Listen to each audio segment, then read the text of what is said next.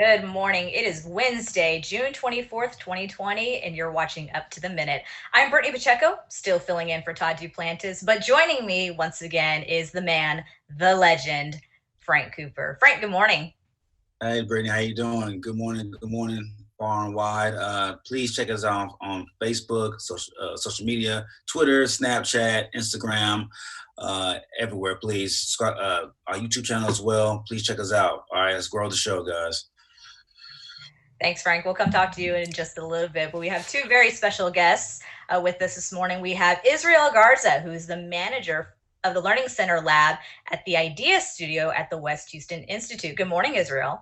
Good morning. Very happy to be here. Thank you. Thank you for joining us. It wouldn't be Wednesday if we didn't have our Chief of Police, Chief Greg Cunningham. Good morning. Good morning. How are you doing today? And it's great to see everybody. Great to see you too, Chief. We'll come talk to you in just a little bit. Well, we're going to start with Israel first. I feel like we were just talking about you, Israel, because on Monday we had two students who are also part-time workers with HCCTV who were talking about their show, The Student Lounge, which you were a guest on recently. Yeah, it was a lot of fun. I don't get an opportunity to do many interviews. And so whenever I get a chance to talk about the Idea Studio, it's very exciting. So I'm very excited to be here too. The Student Lounge was a lot of fun. It was interacting with some students. They were asking some questions about what we're doing in the space. So I thought that was pretty neat. I had a really good time, and yeah, I thought it was a lot of fun. Definitely. And some of the things that you all talked about, overheard, were about the SpaceX, the Mars program, and the 3D printer. Let's just talk about each. Let's start off with the SpaceX. Well, sure. And what we were talking about was the space program and how the maker movement can be involved with that. And so we were talking a little bit about and a partnership that we have with University of Houston. University of Houston has a master's program in space architecture, and we were the partnership with the WHI is that their master's students are building a Mars habitat mock-up in our building. And so each year, one or two of those master's students would build a project. And so that first year that we opened, there was a couple of those students that actually built the infrastructure of that mock-up. And so the partnership involved those master's students and our HCC students coming, chemistry and sciences, the physical sciences, coming together and designing and building the mock-up. And as far as our makerspace was a part of that project, was they would do all the building and the making on the first floor where our makerspace is, our Idea Studio is, and then we would carry it all up. And so I interacted with all of the components of the build during this project because they were using our tools, and my role was just to make sure that they were using it all safely and doing things properly so that it wouldn't fall apart. So that mock-up has since been completed, at least the skeleton of it, and it's upstairs on the third floor in our WHI. So if anybody can, please go check it out when the building is back open. You'll see what it looks like. There's some posters that are up that kind of graphically demonstrate like what that section would be as a part of the entire structure if there was a habitat on Mars. And so the whole point of the SpaceX program, well, I say the whole point, is to get us back into space exploration. And one of the large goals is to have a Mars colony presence, do more exploration all the way out there.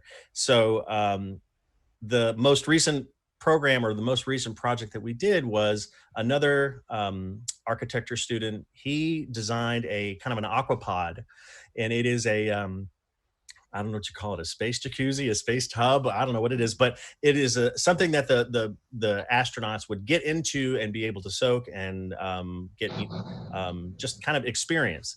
So obviously, the entire point of the space exploration is to be able to have these people live, healthy lives and be able to survive long term. And so that's these kinds of things. they seem kind of unnecessary, like an Aqua Pod might seem kind of unnecessary, but in order to keep your sanity, you've got to have these things that'll help you, your mental health. And so that's what the most recent project that we did was the Aqua Pod. And so the student, he designed the mock-up, and of course we built just an analog of what that would be. It wasn't the actual, the pipes were, the cold and hot pipes weren't running, and all the filtration and all that kind of stuff. But it just helps you understand of what it would be like to have that in that sort of confined space. So yeah, it was a pretty neat project. That sounds very cool, and it's honestly making me think about the Big Bang Theory with Howard Wolowitz, who is the one and only engineer in the group, and talking about his experience, building this really elaborate device that's going to go into the International Space Station, and virtually it's a toilet. And a space toilet, yes. Exactly. So the jacuzzi thing sounds a lot more relaxing than just the toilet, but let's face it, that's very necessary too. It is indeed. Frank, you have a question for Israel? Yes, Israel, with all the programs that you guys have, the Idea Studio, I know a lot of it's hands-on. It's very hands-on, very interpersonal. With the COVID situation going on with the pandemic, how are you guys adjusting to not having students in the studio as of right now? That's a great question. So our main goal is to teach people skills. Now, the on the surface, the idea is to teach them how to use a 3D printer or how to use a laser cutter. But the more fundamental on the undersurface is how to design and how to think about projects and how to kind of ideate about projects and use creativity, all the different kinds of creativity. So most of that is centered around how to touch a thing and how to make a thing work. So now that we're going to be away from the space, or at least we're going to have a diminished presence in that space, we still want to achieve those kinds of goals. And so one of the things we've kind of felt like we've been wanting to move towards in the last couple of years that we've been open is the design aspect. So when we teach someone how to use a 3D printer or a laser cutter or a welder or whatever, we kind of give them the very rudimentary safety interface and how to use the tool so that they can, get their sea legs up underneath them. But we haven't really worked on how to design for that output, how to make a model for 3D printing, or how to make an image that can be laser cut or vinyl cut. So what we're going to do is we're going to pivot to that sort of that direction. And so a lot of our content is going to be kind of remote like this, online, where we're going to do live and then taped sort of instructionals and curriculums that will show people how to use different kinds of software and different kinds of techniques depending on the kind of output that you want to you're thinking of. So we will show someone, there's the Adobe Creative Suite. There's a whole line of software products that can output to a lot of things. The Autodesk suite of products like AutoCAD and Fusion 360, they can output to a lot of different kinds of things. And so I think what we're going to do is we're going to try to do, the basic format is going to be, we're going to show you how to do something like on a free software so that you don't necessarily have to have the money to go buy a license. We'll show you how to do something. And then, and so you can do it on your home computer. And when you feel comfortable enough, or when you come back into the space, you can maybe upgrade to, the Acrobat suite or the AutoCAD, something that's more commercially used. So, but at least they'll have the concepts under their belt, and they'll be able to just go right into it and go straight off and design stuff. So that's kind of how we're going to pivot. We still plan on having a physical presence. Obviously, whatever HCC safety guidelines in terms of capacity and social distancing, we will obviously adhere to all of that. But we will, we are a big space. We're 10,000 square feet. We have several large rooms. So we should be able to subdivide our space and take full advantage of that. So we'll be available. And so as for, everyone I'm looking at on the screen here, you guys are all HCC employees. And so you guys are all eligible to be members of our space. So I'm looking for all of you to join our space. And so I think you can definitely use what we have in our space in your daily lives, especially all of you media guys. I know that in my previous job, prior to this, I was in IT over at Central, and part of our job was to set up events and whatnot. Frank, and Nathan, I kind of dealt with you guys on a number of occasions. You can design and 3D print camera mounts or speaker mounts or whatever, mic, whatever. So it's very useful to design something and make something custom to exactly your needs. And so I think we could all, take more advantage of that because it's available to HCC students, faculty, and staff. That's fantastic. And you're talking about customization and pivoting. So because of all that's going on with COVID, I know the Idea Studios took part in PPE projects, and that was a huge contribution to the Houston community. So just really briefly kind of go over that, because I know we've put that information out there. Sure. So I wish I could speak as eloquently as my boss Jordan does, because he can really give the overall contribution that HCC has done with the H-Force. And the H-Force is a partnership between Houston Community College and other universities and other private institutions that create personal protective equipment, PPE, for people that need it. Right, our goal is to fill the gap. We're not supposed to be long term. Our goal, and we pretty much have fulfilled that goal of covering the needs of people that couldn't get, whenever there was a supply shortage, we were able to help them in that. And so our space has a lot of different kinds of tools, and we were able to switch directions and use those tools to create PPE. Now, in the beginning, it was, well, what is needed and how do we make things? And so what are the things that are actually going to be useful? And so we were kind of looking around and trying to see what organizations had already started. And so quickly we settled on obviously CDC and the NIH, and were very clearly the authority sources for useful and approved and vetted designs. And so we made a lot of face shields with our 3D printers, and we also used, let's see, what other tools did we use in our space? So we have a CNC router, a very large CNC router that we were able to cut face shields from.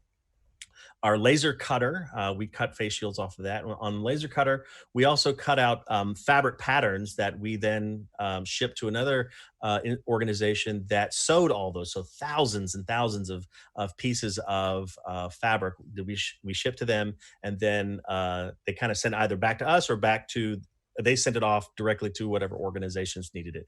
Man, we've sent face shields to Harris County, Sheriff's Department, the Constable, HCC Police, Fort Bend County, Memorial Herman.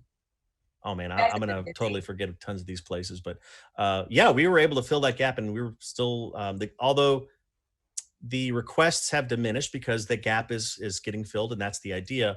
We're still filling small requests here and there, and so. Whatever the future holds, we want to certainly be relevant for the community, because that's what we are. And so we'll just kind of see what the summer and the future holds. Israel Garza, thank you so much for joining us on Up to the Minute today, and just talking to us about the Idea Space and West Houston Institute and all that you have done for our students, our community, and what you will continue to do. Thanks again. My pleasure. Thanks for having me. All right, we're going to be moving to our Chief Cunningham. Welcome back, Chief. We missed you last week. Well, I missed you guys as well, and I'm glad to be back. Before Israel drops off the call, I got to say out loud, he has the coolest job on the planet. He really does. It is more fun than the law allows to go out there and look at the stuff that they're doing. And Israel, you're absolutely right. You produced a bunch of masks and face shields for my staff when that stuff was hard to come by. And I can't tell you how important that was for us. Thank you so much. Thank you. Sorry, Brittany, didn't mean to steal the show from you there. That's perfectly all right. Yes, we always need to give credit where credit is due, and we appreciate what HCC is doing for not only our HCC community, but Houston community. Absolutely. So, Chief, I understand you have some news and activities about college testing site food distribution plans and prep for students returning for the fall. Yeah, so with the college being closed, everybody thinks that, you know, things are kind of quiet around the place, right? And what's ended up happening is we've jumped up and done a whole lot of stuff with the community. Our presidents have really driven this in their areas, and we've been busy the last couple of months. You know, during March, I was begging for work to do, and right now we're running at full throttle. So we've got several COVID test sites that are open and running across the district. I believe we have one at South Campus, one at Southeast, and we have one at Northeast out at our PSI out there. And the community is coming, and we're testing a ton of folks, and it's really, really working well. We're also doing some food distribution stuff, right? So that's more scheduled. So I'm gonna ask the viewers to kind of check on the websites to see exactly what days and times. But what we're trying to do is cycle across the district different food distribution centers so that once a week or so, different organizations are able to come to us, use our sites for distribution. Folks line up and grab groceries and those kind of things that they may need. But all of those projects has kept us pretty busy while we're also trying to get our spring students finished off, right? So those folks that had to come in for those practicals, our nursing people, our truck driving folks, police and fire cadets. So we're trying to run all of those programs as well. And again, we're, you know, doing the safe distancing and all of that stuff. But because the groups need to be so small, we're doing a lot of sections, if you will, right? So things are really kind of buzzing around the college. Some with community activity and some with just trying to get our spring students squared away. And then of course, preparations for fall are running like crazy, right? That's correct, Chief. We appreciate all that you and your staff do to keep HCC up and running, as well as protecting the community who come for the testing sites. And I'm glad that you mentioned that, because we did have a question on social media yesterday if we were still hosting these free COVID testing sites. So it's good to know that they're at the Northeast, Southeast, and you said the South Campus, correct? Correct. Yeah, and they run Monday through Friday, and then kind of normal business hours. Again, I'm gonna ask you to check the websites to get specific with it. And you don't need to be symptomatic to take the test. At this point, they're testing anybody who wants to be tested. So, you know, if you just need a little comfort knowing that you've either already had it or what you've been doing to protect yourself is working well, feel free to show up at one of those, and they will test you, and results are coming back pretty quick now. You know, when it first started, it was a couple of weeks, but now it's down to a couple of days, I think. Wow, that's really good to know. Frank, do you have a question for Chief? I do, Chief. So I understand the police department is looking at post George Floyd policy reviews, such as obligations for police officers to act accordingly, you know, with somebody that's apprehended, and also new body cam technology as well, and dash cam. Can you please talk about that briefly, and what you guys got working over in the police department regarding that? Got it. I had a little bit of trouble hearing you, but I think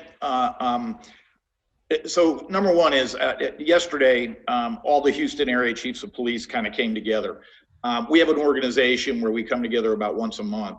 And for me, it was a real lesson, right? So I was listening to what are we doing? What is, as an industry, what are we looking at? What are we trying to get done?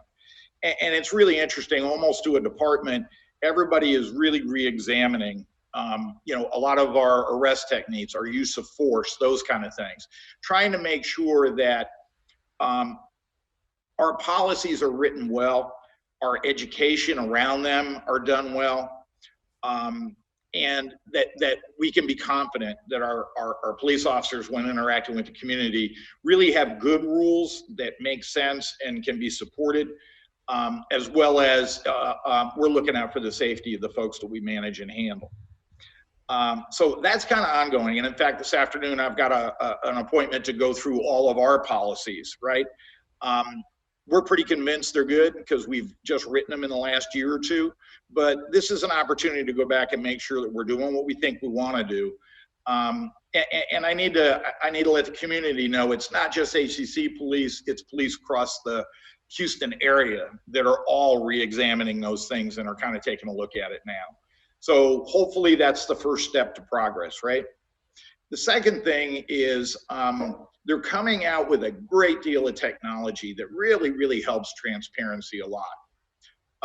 Yesterday, there was a vendor there who does basically dash cam and body camera technology, along with several other things to support the police industry. But they have really come up with some really, really neat technology. So technology associated with if a police officer draws or turns on a taser, all of a sudden every body camera in the area goes on. Not just the body camera on that officer, but every officer that's in the vicinity, all of their cameras go on. So that you're not just collecting one perspective, you're collecting virtually the entire area's perspective. Whether the taser's ever fired or not doesn't matter. The fact that it was drawn and activated activates those cameras. The same thing happens with weapons, right? So there's an attachment I can put on a holster. So when I draw my weapon, the exact same thing happens, right? So what ends up happening here is, older model body cameras, police officer had to consciously say, okay, I better turn this on, right? Now, we've written policies to try to get that right, and we can talk about that if you'd like to hear the details of it.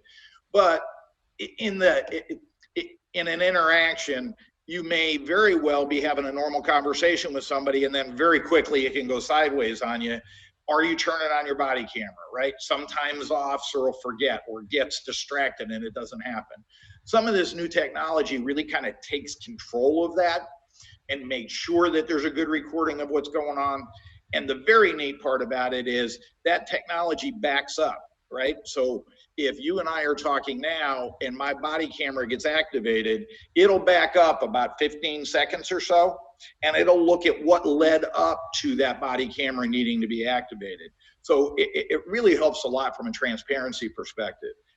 The fact that it's being done automatically is it just makes it a lot easier for law enforcement to make sure we're capturing everything. And then what we can do is we can do the objective assessment of, did we do it well or did we screw up, and how do we fix what we maybe didn't do as well as we thought? I think that's wonderful. As a Black man, that makes me feel a lot more safe knowing that the police departments across the Houston area are taking measures to make sure that technology is put in place to protect not only the officer but the person that's in question as well. I would hope that police departments across the nation is taking that measure as well. Because our goal is to protect everybody, and make sure nothing is misconstrued, between the multiple parties. Well, and I think you're spot on. The one thing that I need to put on the table is, how fast cell phone technology has changed over the last several years. The technology that supports us is moving just as quickly, even faster, especially now that there's a motivation to do a better job. So I think you'll see it become more and more common. There becomes a budgeting problem, right? There's no doubt about it, right? These systems aren't cheap. And changing out a large department, even a department my size, is significant dollars, right? So there needs to be a commitment from all of us to try to do this, right? Some of the defunding conversations, I understand them. And if we can channel dollars into prevention as opposed to into response and management, I think everybody's open for that conversation. But we need to be cautious, right? Because if you defund too far, what ends up happening is police can't take advantage of the things that are becoming available to them, right? So we really need to do this from a balanced perspective. And it's going to start with great conversations what's more important to, the police department and what's more important to the community. And then what we need to do is channel those dollars into the right places. So I think we're, I had said very early on that everybody was a little angry with merit, but everybody was a little angry, and we had to kind of get past that initial anger to begin to have meaningful conversations. I'm feeling it's time for those conversations to begin. Baby steps at first. We got to build trust, but I think we're getting there, and that's so healthy and so enlightening. It's where we need to be. I think police want to do a great job, and I think the community wants police to do a great job. And we just need to start figuring out what that looks like, and not be married to our history, and understand what we need to do for the future. Chief, I couldn't agree more. And thank you for sharing your thoughts and all that HCC is doing to protect their staff, not just police, but faculty and staff, but the students and our community as well. We appreciate you being here with us this morning. Well, thank you again for having me. I look forward to every Wednesday when I get to come back.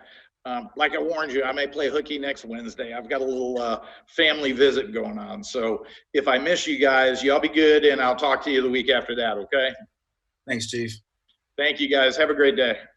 You too. All right. Well, Frank, Coleman is at it again because they are ranking among the top online medical assistant programs in the country. edumed.org. Is that edumed or edumed? We're gonna go with that. They're ranking HCC Coleman College for Health Sciences as one of the best online colleges or online medical assistant programs in the country. Tell me a little bit more about that. So the Best in 2020 rankings placed Coleman second among the programs. Now this ranking, the career outlook could even be better. Not only is Houston home in Texas Medical Center, but this strong ranking increases the likelihood of those with the medical assistant credentials being hired soon after completing their education. So it's a very big thing for Coleman. I mean, Coleman is cutting edge when it comes to technology, the programs. It's just another prestigious award for those guys. So congrats to Coleman. Congrats to Coleman, indeed. And once again, they were placed second among the programs for online learning in healthcare. What an accomplishment. That is amazing. Now, students, if you're interested in coming to HCC for the fall, but you haven't quite figured out the tuition assistance, do not miss out on this opportunity because the HCC Foundation scholarship deadline is approaching. Yes, HCC has a foundation where they offer scholarships to students. And speaking to you as a former scholarship recipient, I can't tell you, this made all the difference in the world between going to college or going into the military for me. And if it wasn't for HCC Foundation, I probably would not have had the opportunity to come to school. And I know there are many out there who are in that same boat. But the foundation scholarship application for 2020-2021 is still open. Frank, when does the deadline end? I am scrolling through my thing now. Give me that answer. Well, I can tell you the applications close on August 31st, 2020. So if you apply now, go to hccsfoundation.org/scholarships. That's the one. That's the one. I was getting to it. That's the one. Frank, I know you're a sports guy. We know that you're very much into sports. You've missed sports. The MLB has decided that they're going to do a 60-game run. Are you excited? Yes, I am super excited. Rec Sports is doing a great job of keeping people just in tune all together with this pandemic and everything that's going on. They're being very innovative with all their activities, from gaming to Zumba classes to boot camps. I know starting on Thursdays from noon to 12:40. Zoom is doing the Zoom classes are doing Zumba classes. Zumba classes. How about that? And boot camps. It's a free sign up. Current HCC students, staff, faculty only. Must have an HCC email as well. So register today. The email is Christian, CHRISTIN.Andrews@hccs.edu. That's right. Israel, I think I saw you light up a little bit hearing about Zumba on Zoom, so maybe you'll participate. I was lighting up about the sports, not the Zumba. Zumba is a sport, okay? Okay, sure. MLB specifically. I like baseball quite a bit, so I'm very, very excited about that. July 24th, Israel, July 24th. Can't wait, man. So excited. At this point, I'd be excited for pinochle cornhole at this point. I just need something to watch. So we did make some cornhole games. I mean, some cornhole pieces like that. So we can make anything in our space. And so, yeah, if you want to play cornhole, come be a member of our space. Hey, I'm all for it. I was telling Brittany yesterday while we was teasing you to be on the show today that I need some new Nike shoes, man. So yeah, y'all can make me some new Nike shoes. Size 11.5 in the 3D printing area, man. I'm down. If we had time, I would tell you about a shoe project that we did. So we've actually even made shoes in our space before. So hey, man, it's not. You guys are ridiculous. Listen, I gotta tell you about one event that's going up because we're running over our show. So today, through Student Life, they are hosting Loteria. If you're not familiar with what Loteria is, it's basically Mexican bingo, okay? And they're hosting a few rounds that are going to be live streamed. We're getting big thumbs up from Israel over here. There's prizes. You can win a $25 e-gift card from HCC Student Life. So if you're interested, go to tinyurl.com/HCC bingo. Tomorrow, they're also hosting a very important discussion on the intersection of Black Lives Matter and the LGBTQ. Their host is Brandon Mack, and he'll be speaking on race, gender identity, and sexual orientation playing parts in movement toward a more equitable world. So we've got that information listed here on this podcast. I know Nathan, who is our director behind the scenes, will be throwing up that graphic as we're speaking.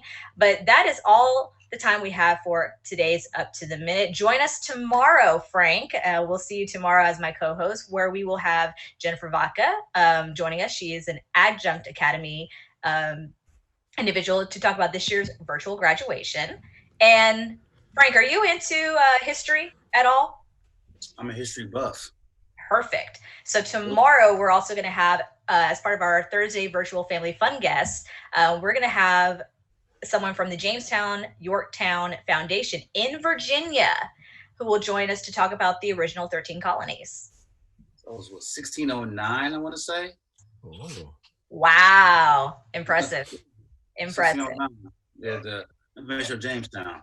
All right. Well, that's awesome. You can share your knowledge with our guests tomorrow morning. And thank you all who joined us on Up to the Minute. We appreciate you being here with us. Be sure to follow us on all of our social media platforms and YouTube and share this podcast. And we'll see you again tomorrow morning on Up to the Minute at 10 a.m.